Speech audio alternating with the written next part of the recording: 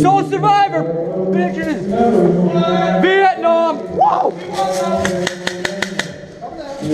I was gonna jump you freaks. I knew you were. Did you know where I was? No, I was yelling for you. You want? Yeah, I could hear you at the top of your lungs. I was right in there the entire time. Right in here? Yeah, I was right out here when you guys like, hey Nick. That's actually hilarious because I considered coming down here and sweeping through there. I was like, no, I saw you like going up there, up to this post, and I'm like, I could jump.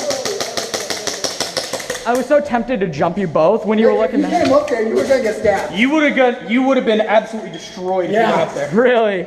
Yeah. You sure about that? Yeah. 100% sure. Where the fuck was my team? I'm a little bit Dead. How did they die that quickly? They suck. Because we wrecked them. Melee. Yeah, but I bayoneted you.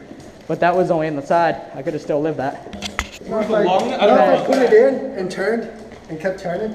Through the lung? Yeah, Sure. I don't know if we survived that. I don't know. Now you got me in the upper side right here. Okay, then fine. That's where your lungs are. Paralyzed. Fine. Well, that was a good game.